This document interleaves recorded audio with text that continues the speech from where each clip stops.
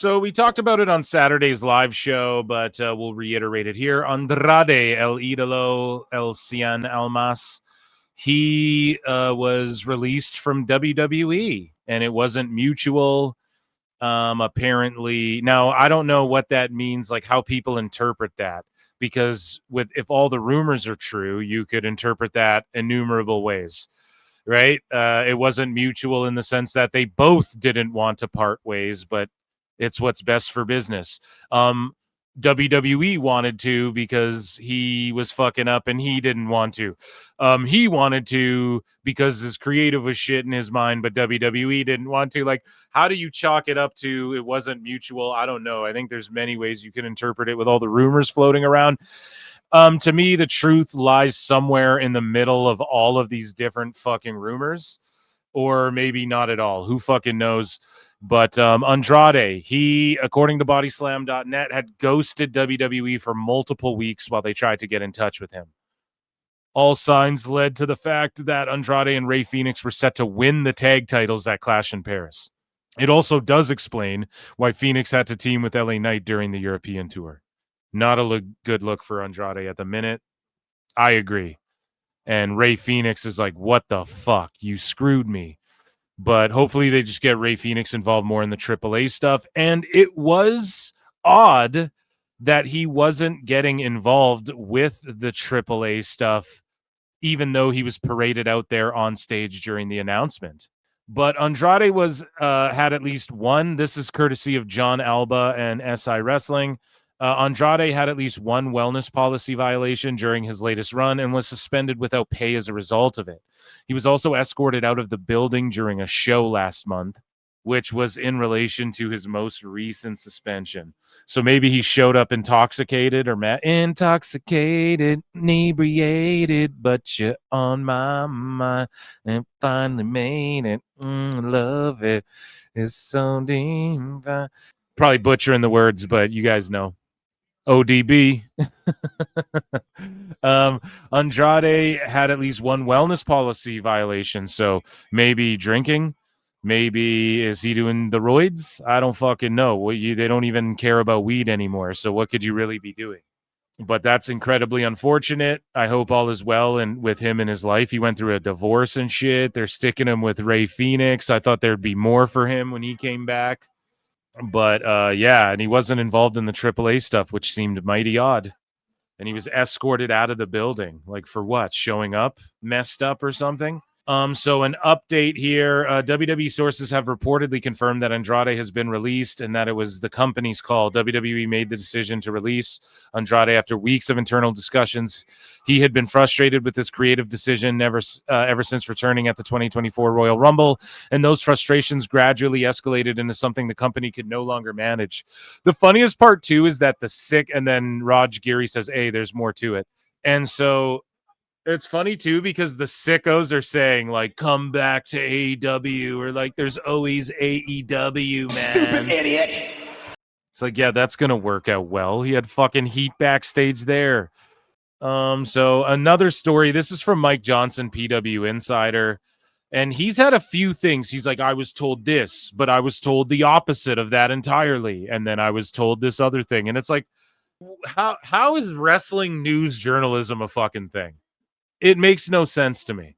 So another story making the rounds is that Andrade was unable to be reached for several weeks as he left the United States to travel to another country in South America and didn't respond to the WWE's overtures. So shout out PWI for that.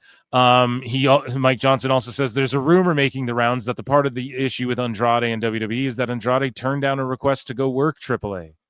Different sources said that at no point was that request even made, as Andrade was never even included in any pitches for AEW creative ideas. You're being worked. At what point are you like, I'm being worked, right? It's like, and I don't care. Mike Johnson, whatever. He's a good, I know people who know him and they just say he's a great guy and everything. I have no fucking personal qualms with him, whatever.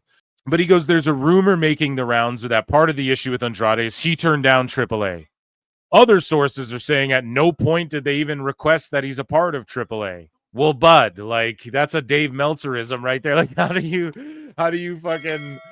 Well, that's what two different sources said. Okay, then you need to like find a third party that confirms one or the other or something. Like, Jesus Christ. Because it's just like two complete opposite ends of the spectrum of things. And it's like, why put any of it out there?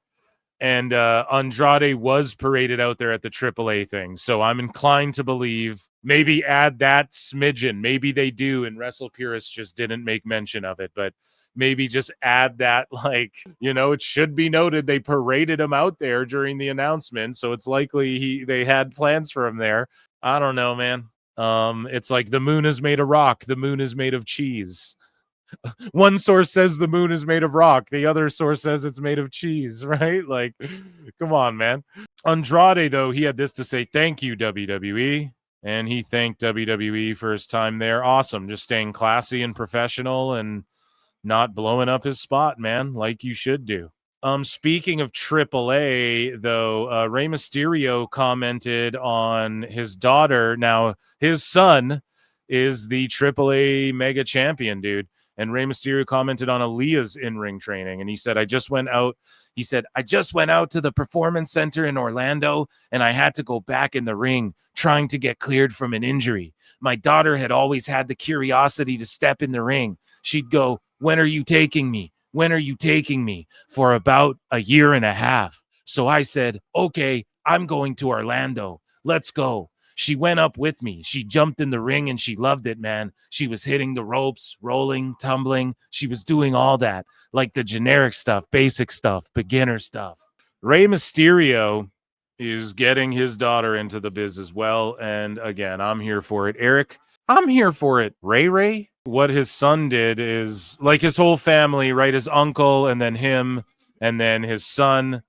Look at what they've all done. I mean, Aaliyah, if she's like half as good as Dom, she'll go pretty goddamn far in the business. So I hope to see her there one day. What can I say? If it was just some random's kid, I'd be like, maybe not so much, but no.